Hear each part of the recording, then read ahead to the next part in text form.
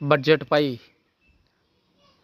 ప్రధాని మోదీ, సీఎం చంద్రబాబు నాయుడు స్పందన ఇదే. కేంద్ర ఆర్థిక శాఖ మంత్రి నిర్మలా సీతారామన్ లోక్సభలో ప్రవేశపెట్టిన కేంద్ర బడ్జెట్ 24-25పై ప్రధానమంత్రి నరేంద్ర మోదీ ప్రశంసల వర్షం కురిపించారు. ఈ బడ్జెట్ సమాజంలోని అన్ని వర్గాలకు ప్రయోజనం చేకూర్చిందని అన్నారు.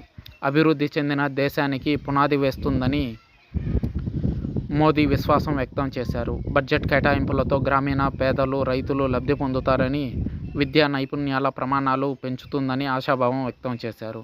మధ్యతరగతి జీవులకు కొత్త బలాన్ని ఇస్తుందని మోదీ విశ్వాసం వ్యక్తం చేశారు. ఈ బడ్జెట్ మహిళా కేంద్రీకృతమైందని, మహిళల సారథ్యంలో అభివృద్ధికి, శ్రామిక శక్తిలో మహిళలను మరింత భాగస్వామ్యం చేయడానికి ఈ బడ్జెట్ దోహదపడుతుందని నరేంద్ర మోదీ వ్యాఖ్యానించారు. కొత్త పన్ను విధానంలో నిబంధనలను సడలించడం ద్వారా పన్ను భారం తగ్గింపుపై ప్రభుత్వం దృష్టి సారించిందన్నారు. అంతరిక్ష రంగ అభివృద్ధికి 1000 కోట్లు కేటాయించామని మోదీ తెలిపారు. కొత్త ఆవిష్కరణలు, కొత్త స్టార్టప్ రంగాలకు బడ్జెట్లో కేటాయింపులు చేశామని తెలిపారు.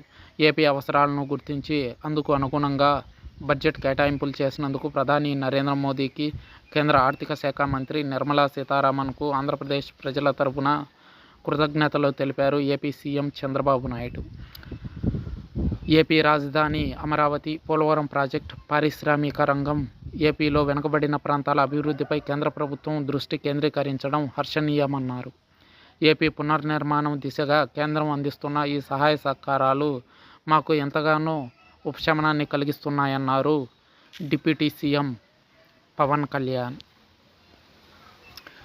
అయితే ఇది ప్రారంభం మాత్రమేనని, భవిష్యత్తులో మరింత చేయూత కేంద్రం నుంచి ఏపీ కోరుకుంటుందని వ్యాఖ్యానించారు డిప్యూటీ సీఎం పవన్ కళ్యాణ్.